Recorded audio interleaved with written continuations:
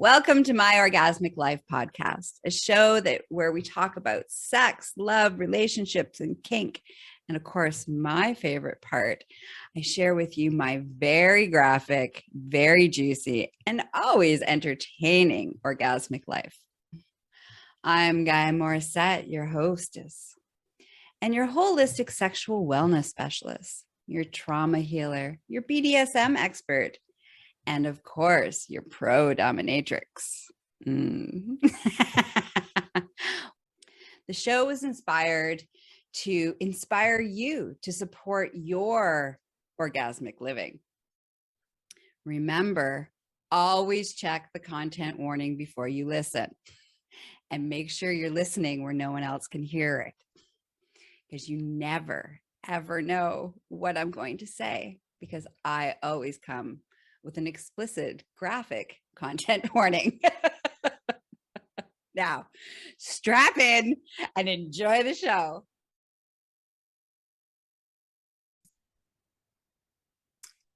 Okay, welcome, my wonderful listeners. Okay, as always, make sure you check the show notes for the content warning. Today's episode is called When You're a Control Freak in Recovery and You Still Fall Off the Wagon. All right, so I'm going to share some stories about, me being in recovery and how recently I have fallen off of the Zen train and, fell flat on a pile of shit of control, and how that's not sexy at all. So that's what we're going to talk about today. And there's going to be some reference to some kink or BDSM, because it's my life. And so there's always some semblance of sex somewhere when I tell my stories. So just make sure that, you're prepared, that as you should be, every time you hang out with me. It's very rare that I don't talk about sexuality in some capacity, one way or the other. Today, I'm going to talk a little bit explicitly, because I have to tell the story, and how it presented itself while I was in the middle of having some sexy time. So it may be a little graphic. Okay, so if you're uncomfortable, you might want to gloss over that part of the story. Fast forward. Okay. All right. So let's talk about being a control freak, shall we? Now, everybody who is, what is the definition of a control freak? Okay, let's start there. So, people can self-identify, or you can identify the people around you. Okay, so a control freak is somebody that needs to be in control either of themselves, others, situationally, or in their surroundings. Okay, so it can present itself in many different forms in many different ways. Control freaks. If you do this, you're a control freak. Control freaks tend to get kind of spazzy. It's almost like, oh my God, get out of my way. I got shit to do. It's like this, I'm on a mission. I have no time. Don't fuck with my mission. Get the fuck out of the way. Okay. That's the consistent thing about control freaks across the board. There's this vibe, and when we're in control mode, it's like, don't fuck with us. And there might even be like the death stare. Do fuck with us. Depends on what level of control freak you are. Okay. So I need to admit, I am a control freak, and I'm in recovery. And I've been a control freak since I was a child. And I needed to learn to be a control freak in order to create my world around me that wasn't safe, to find safety and feel like I'm empowered. So this is where being that overbearing, bossy, controlling persona or personality trait comes from. It's from a place of feeling overwhelmed, unsafe, not empowered. That's the breeding ground for us control freaks.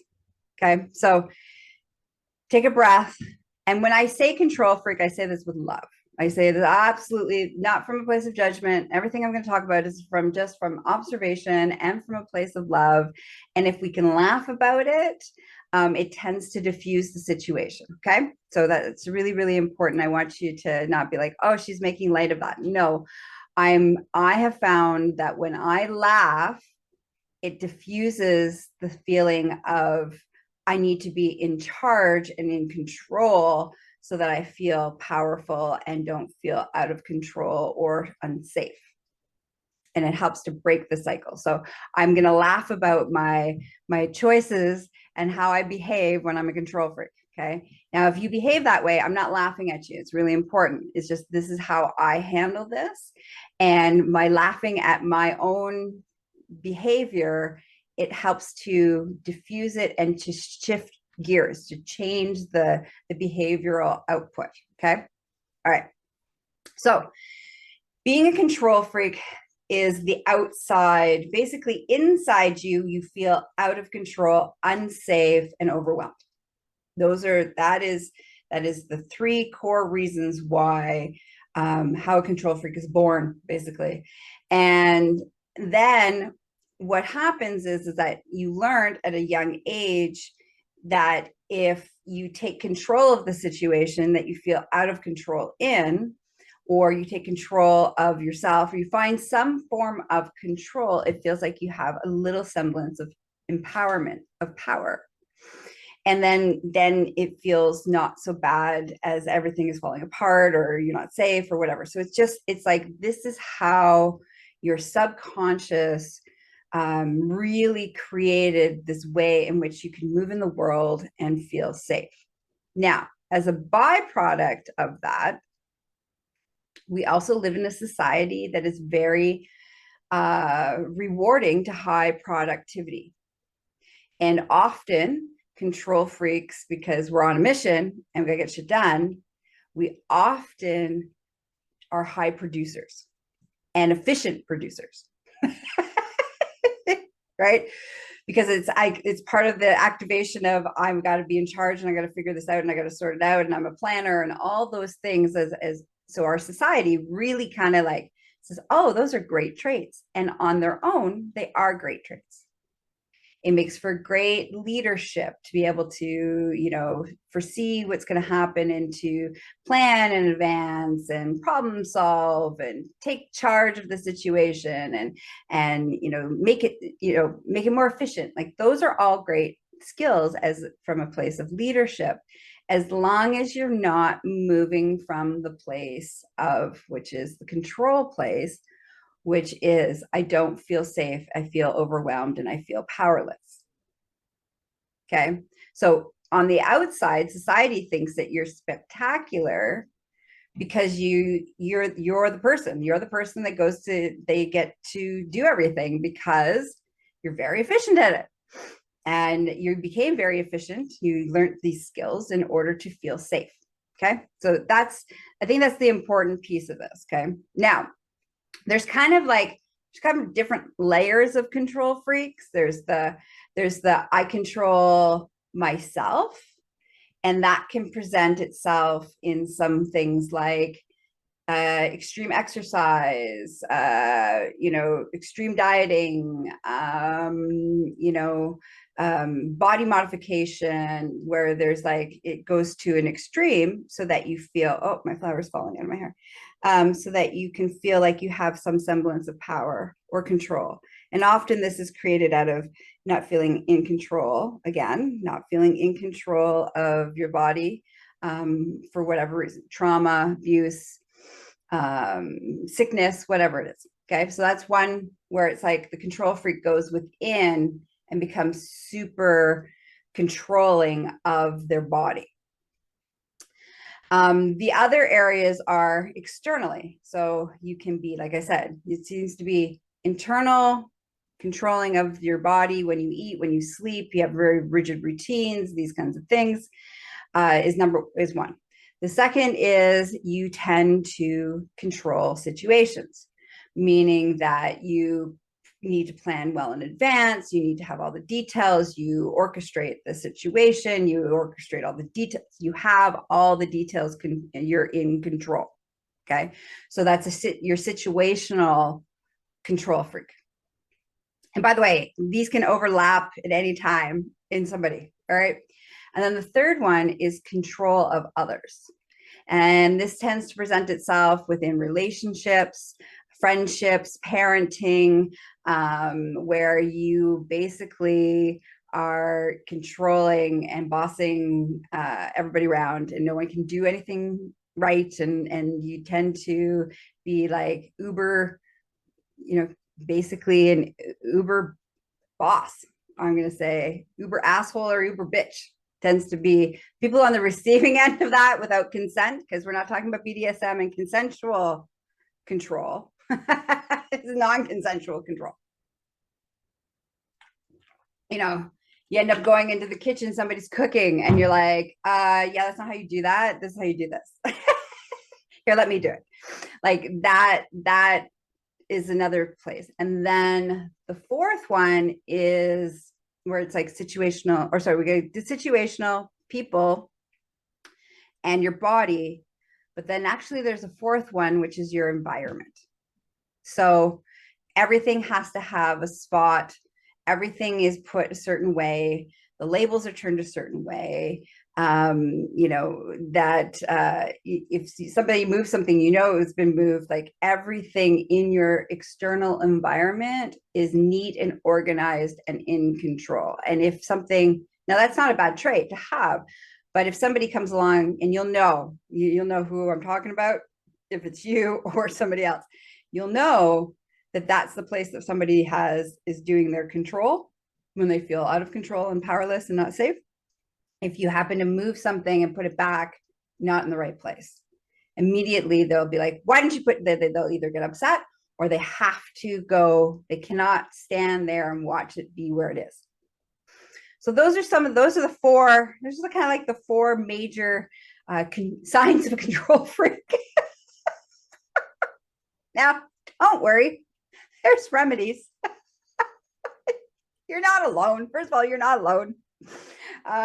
Most of the world does one of those four at some point when they feel out of control, overwhelmed, powerless, and not safe. Okay, it's just human. It's part of our human makeup. And because we also have a society that supports it, it makes it really easy to drop into that, because no one's like, hey, that's not cool. All right. So I have been, like I said, I'm a recovering control freak. I'm a control freak in recovery. My major places in which I tend to do control is situational control, and control of people. Those are my kind of two areas in which I tend to do control. So needless to say, when I'm in control freak mode, I am not fun to be around. I am a bitch, and I am overbearing, and I'm bossy. And I'm not fun, playful, rubber chicken, everything you know about me, Gaia. I am like fucking angry and miserable and get the fuck out of my way. I got shit to do. So, needless to say, not fun to spend time with me like that. I don't even like spending time with me. I'm like, oh my God, you're horrible. If I could leave, I would. But I can't. So how about we like tone the shit down and figure out what's going on?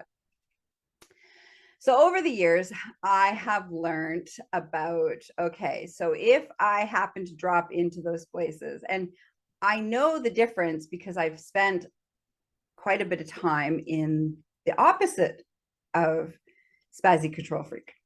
This the place of like zen and ease and calm and stillness and leadership. And even when I'm doming, it's like it's not from a control freak space. It's from completely the opposite place. It's from this place of empowerment, and I have leadership because I'm in a place of empowerment, not because I'm in a place of less power.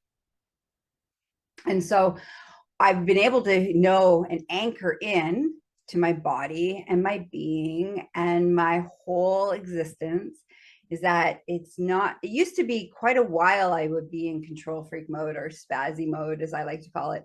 Because it feels like I'm like just spinning out of control, right? Even though externally it looks like I'm very much in control, internally I feel like everything's out of control. And until I fix this thing that I can have control over, I'm not going to be okay.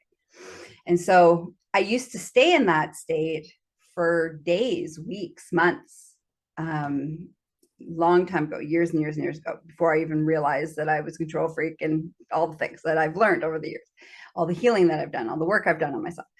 So now it's a pretty strong contrast. I've been able to really feel the stillness and the zen and the tranquility and the inner peace.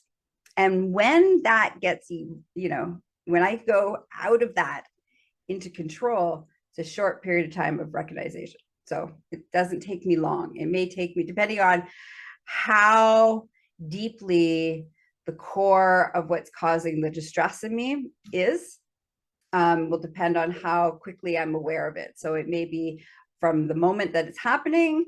It could be a couple hours. It could be a day that I've been in there because something deep is like affecting me deeply that I'm not even aware of. So the first thing I've learned over the years is to acknowledge it, recognize it, laugh about it, do some deep breathing, and then take a moment and ask my subconscious, which I use, inner child work for, my sanctuary. If you don't know what that is, I'll put a list of a couple of episodes that I talk about that might be really helpful for you as a strategy to learn how to do that.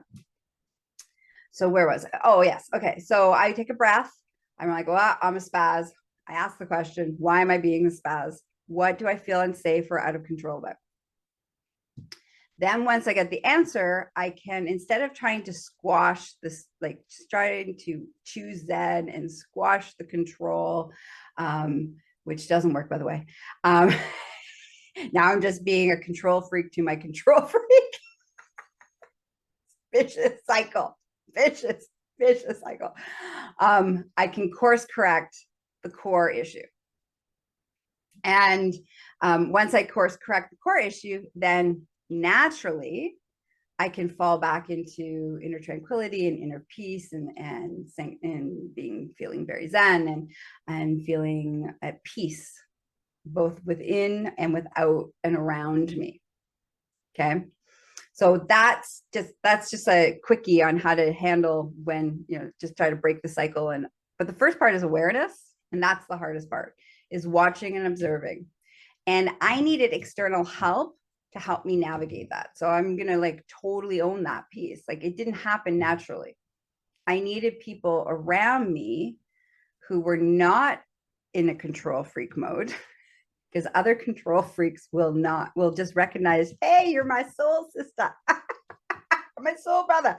Like you just recognize each other and be like, oh yeah, it's totally normal. So don't have other control freaks to help you with this part of it. Okay. Unless those control freaks are also in recovery, they're helpful, but like non-control freaks not in recovery are not helpful for this part of the process. Okay. So I needed others to point out, hey, and so I gave the people around me permission over the years to be like, hey, spaz. That's my like, oh yeah, I'm sorry. Hold on. Why am I being a spaz? Why am I being a control freak? Why am I trying to take charge? Why am I doing all the things? And it was that piece of others around me helping me recognize when I was doing it, for me to acknowledge and start to learn the patterns of why and how and when it shows up and how it shows up.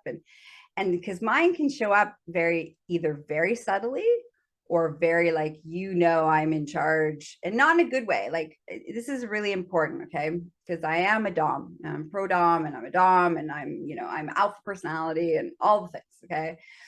I am that really large and in charge personality.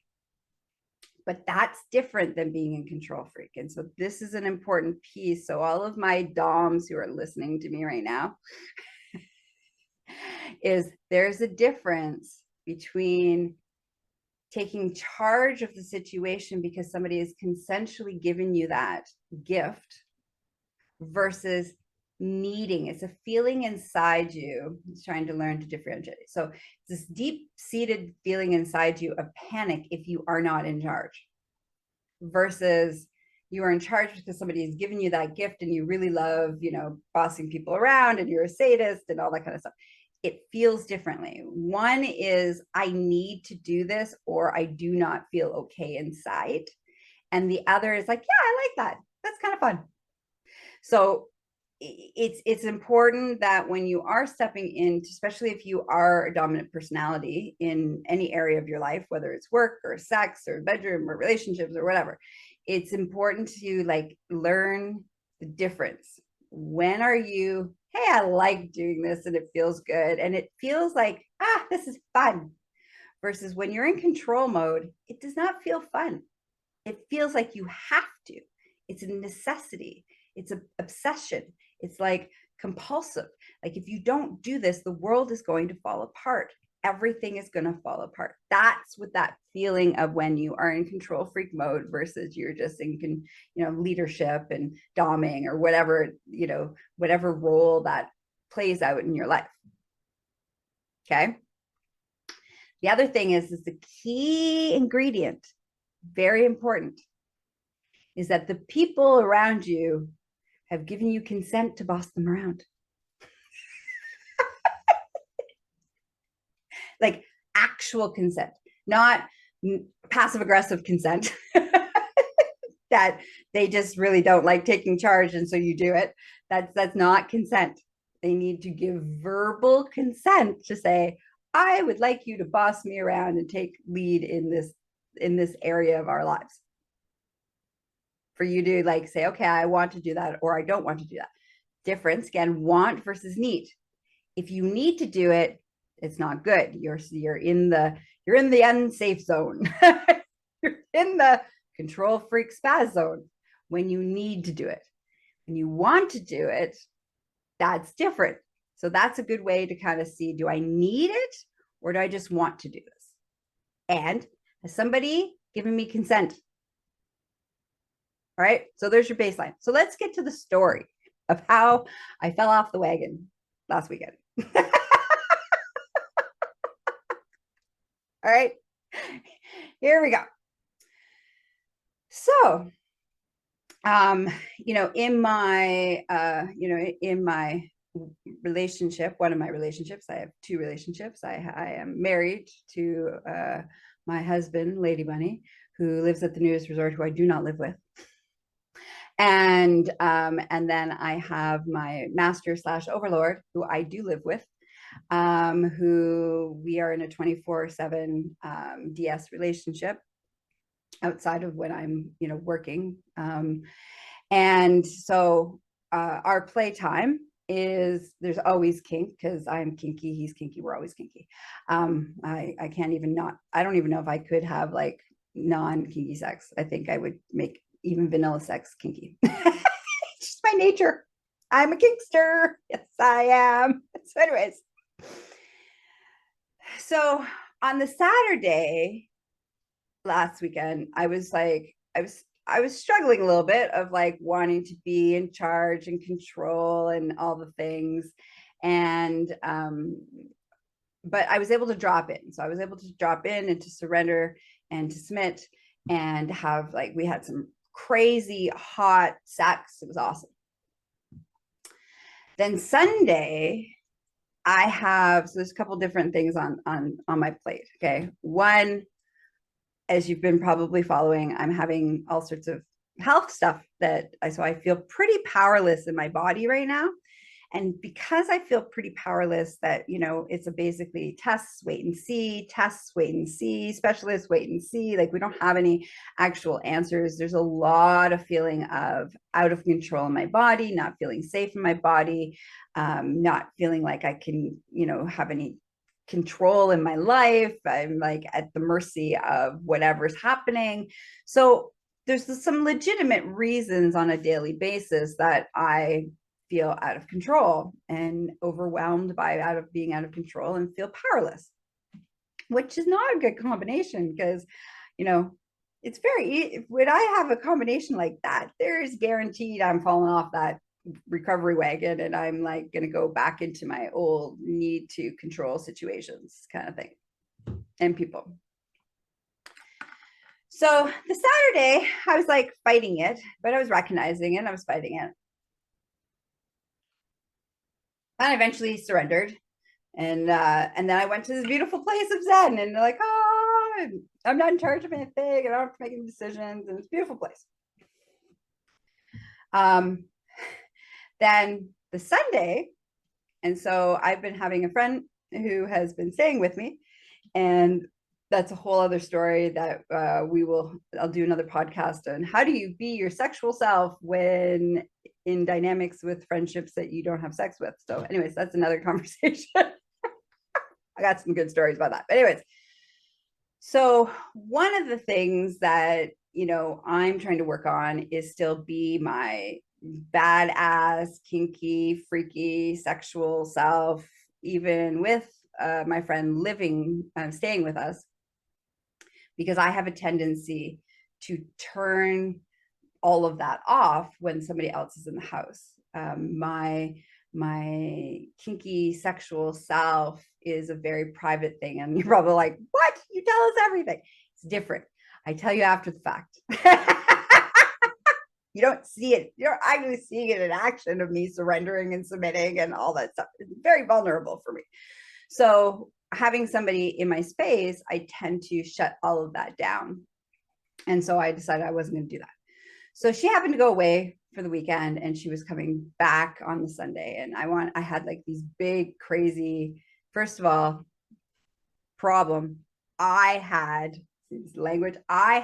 this incredible, wild, crazy, sexy time planned in my mind that was going to happen. So here's where we start to fall off the wagon right there. The fact that I had a plan when I'm the subby, because that's supposed to make any plans. It's not the same as when you're in my dungeon and I'm the dom. Like I'm allowed to make lots of plans, but when I'm in subby mode, relationship dynamics that I have with my master, I'm not supposed to make any plans. I can have like things that I can make a request.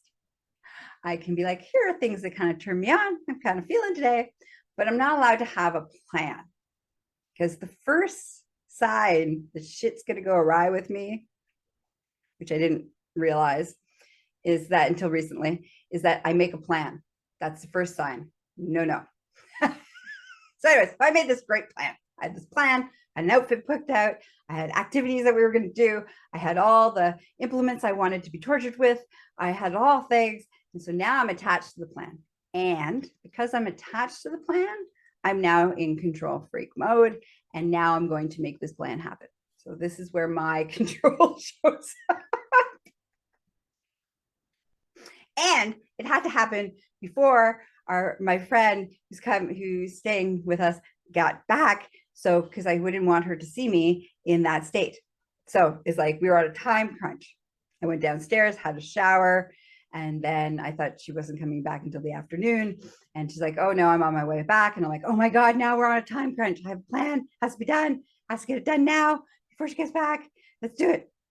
So needless to say, it did not go according to plan. And sideways, very sideways. This is not sexy. So, you know, my master's really great. He gives me a lot of leeway and he's pretty forgiving. I will give him that. He's way more forgiving than I am. So I'm like, okay, get in the shower, do the things. She's gonna be home. We got to get the thing done before she gets here. And he's like, it's okay, it's fine, relax. And I'm like trying to pretend that I'm relaxed, but inside I'm not relaxed. I'm not relaxed at all. I'm like, we got to do it now. It has to happen now. It's the end of the world if it doesn't happen now. That's how I felt. That's how I thought. And you know, when you're feeling that, it has to happen now. It's an indication you have fallen off of the recovery wagon.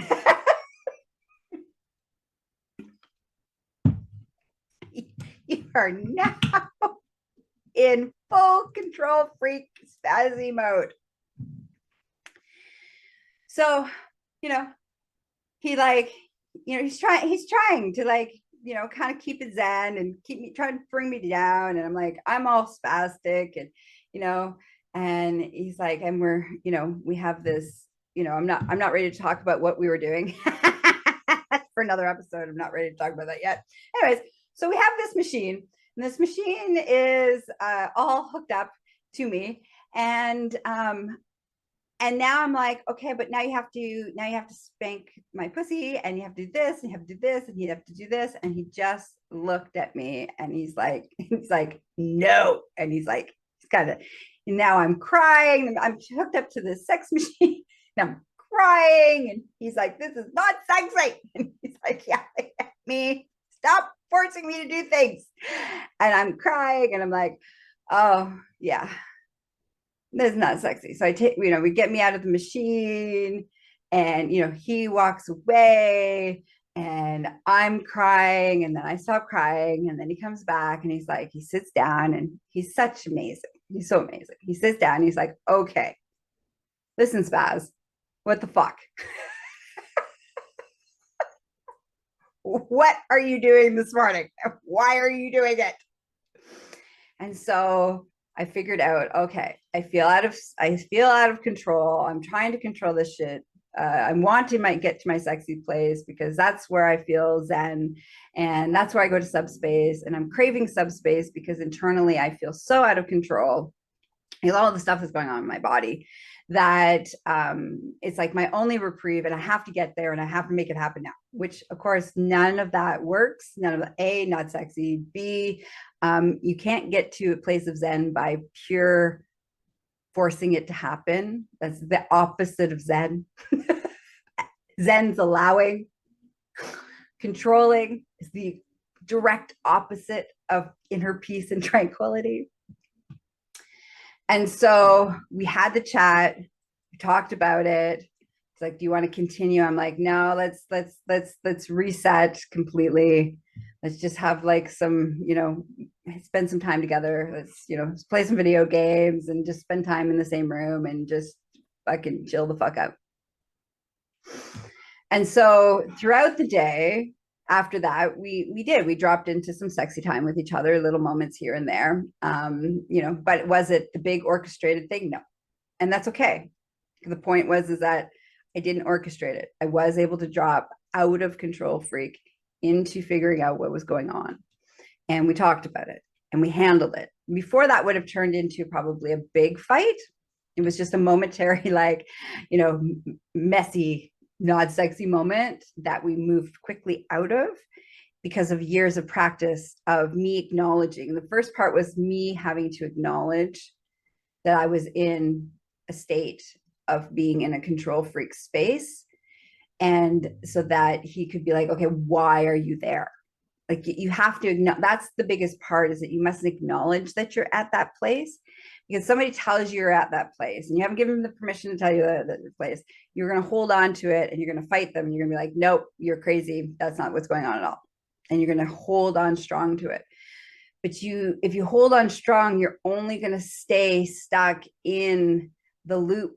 Because the thing is, if you've had a moment now, okay, so this is an important piece. I'm talking about control. I'm being a control freak in recovery, meaning that I have had beautiful moments of safe, zen, quiet, still, inner tranquility and peace. Okay. I've had moments of that. And that I spend all of my time making sure that I am in a place where I can allow that to be my default versus being in the control and spazzy default, which used to be my default.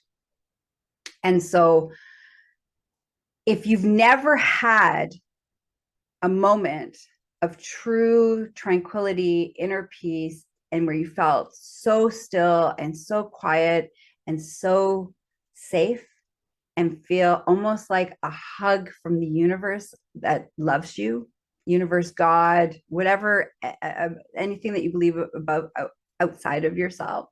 But you feel this warm feeling of safety and love and being like hugged by the sunshine.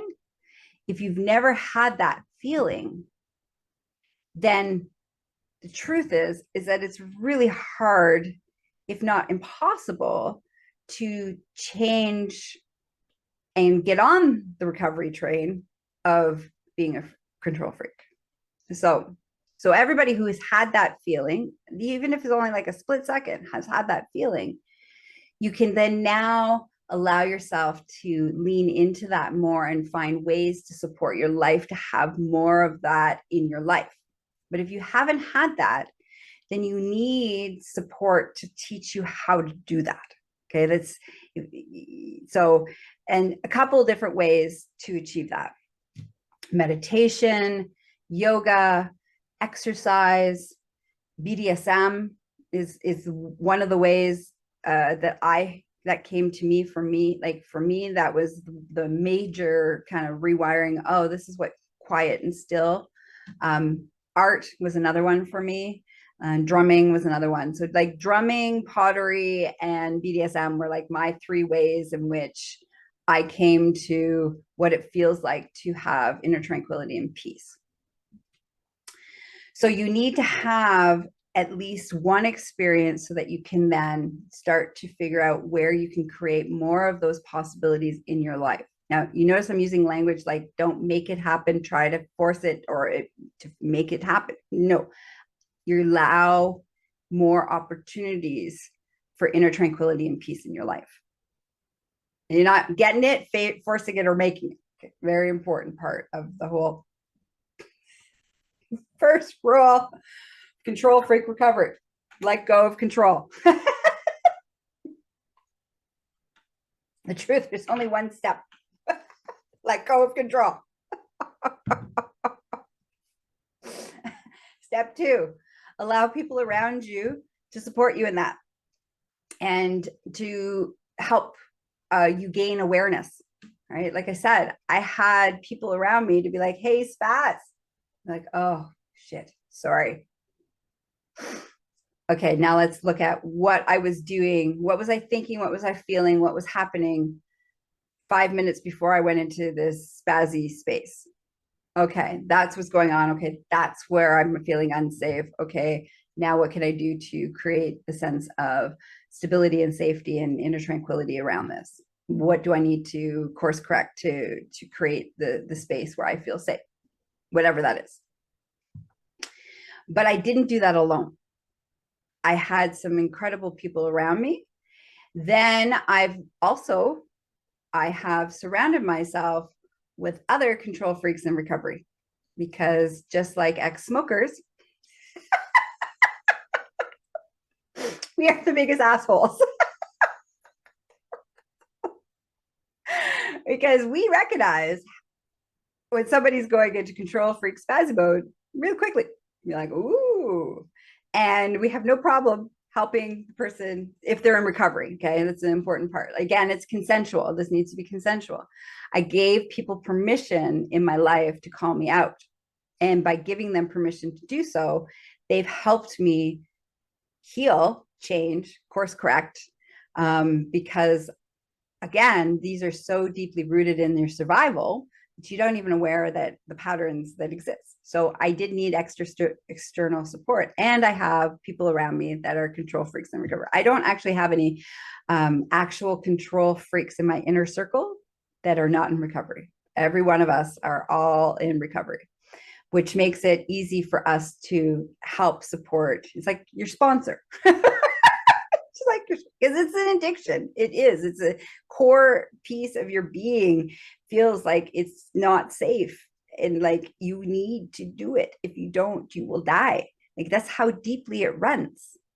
And so you do need to have sponsors or support around you that gets it, that yes, you've fallen off the wagon. Okay, let's not focus on falling off the wagon, other than the patterns that go on there and the things that you can learn from that. and you don't need to make yourself wrong, and you don't need to beat yourself up about it, because that's a whole other thing that's, pulling you into the feeling overwhelmed, powerless component. All you need to do is recognize it, acknowledge it, course correct whatever the core thing is, and the need to be in control is gone, because you don't need it. And the truth is, you don't really want it, because once you feel inner tranquility and peace, and you can hold space for in leadership roles, and you still get to be large and in charge, but from a consensual place, and you get to make decisions when you want to, and you don't have to be in charge all the time. It's very free. It's a lot of work to be in charge all the time. It's a lot of work to try to keep in control all the time of all the circumstances and situations that you have no control over. It's a false sense of security. It doesn't even exist. So all of a sudden, you have all this extra space and energy in your world to be Zen and to allow people around you. That's the other thing. There's the byproduct of your own choice to change, to become a control freak in recovery. And I will always be a control freak in recovery. This is not something that you master and then you never going to happen. Is if the circumstances align and there's a right amount of circumstances, you will fall off the wagon, and it's okay.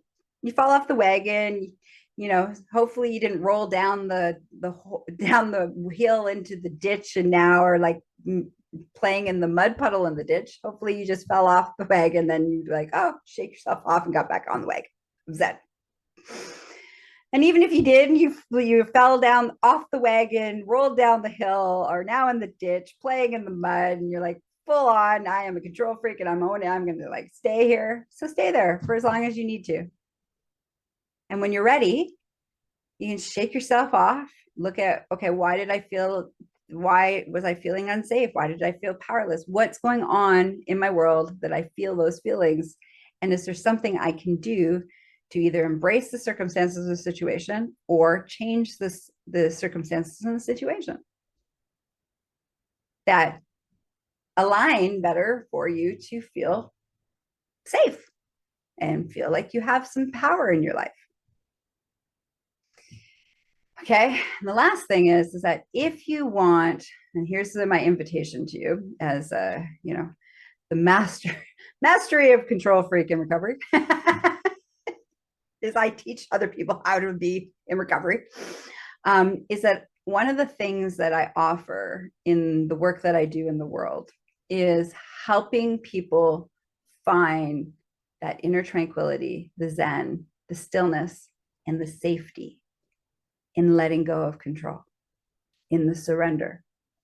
And I do that in many different ways, in many different forms. Some of it's, in the dungeon, some of it's just through, mindset work, inner child work. There's lots of ways in which I do that for people. So it's not just one way. My favorite one is in the dungeon. I'll be straight up and honest about that. Then it's a win-win for everybody. Everybody's having a good time. But that piece that I talked about, if you've never had that moment, you cannot recreate it. You can't even allow it to happen again. So if you're like, okay, I am tired of, I'm tired actually, just period. If you're tired, because it's a lot of work to be a control freak. It's not easy. A lot of moving parts. There's a lot of people, there's a lot of variables, a lot going on. And if you're tired and you are ready to be like, I want to have stillness and quiet and inner peace and tranquility in safety, knowing that it's safe to do that. If you are wanting to feel safe, truly feel safe, then reach out to me and we can help. I have lots of tools. I got some people that if it doesn't work with me, I got some other people that you could work with that can help you achieve that, who are also, very good control freaks in recovery with mad skills as well. Let us help you, because you deserve to feel safe in the world, and you deserve to feel safe in your body, and you deserve to feel safe in your life, and you deserve to feel empowered in all aspects: money, relationships, love, sex, parenting, all family, all friendships, all aspects of your life. You deserve that. Let me help you.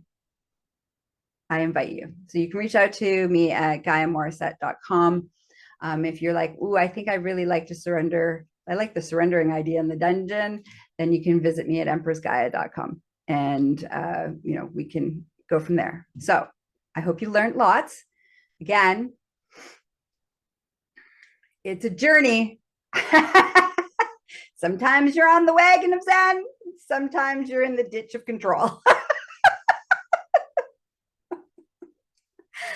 And the idea is to spend, more time on the wagon and less time in the ditch.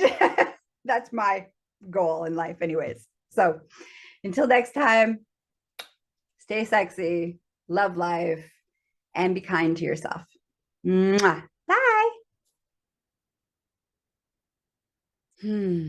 Well, I hope today's episode inspired you, encouraged you, and of course, made you feel tingly inside. I just want to take a moment to tell you how much I appreciate the time that you spend, and how I really deeply appreciate you listening. I do it for you guys, the audience, and I love and adore you guys. So, quick loving reminder: I am not available for naked pictures, getting married, having sex, or having anybody's babies. And when you want to spend more time with me in a professional capacity as your coach, your teacher, your educator, your facilitator, you can reach me at GaiaMorissette.com. That's the gateway to all things Gaia. Now, if you're like, oh, I really wonder what's in the extended version. I also lovingly invite you to follow me on Instagram, which the handle is My Orgasmic Life Podcast, where you can leave feedback and comments. Also come join me on Facebook at My Orgasmic Life Podcast Facebook group. And I really want to hear from you. I want to know how this show affected you. What did you learn? Was it inspirational? Did you agree? Do you disagree? I want to know, because I'm a little bit of a voyeur. So I want to know how am I affecting you? So please come leave some comments. Now, if you're like, but I don't want everybody to know what I'm thinking, which is okay.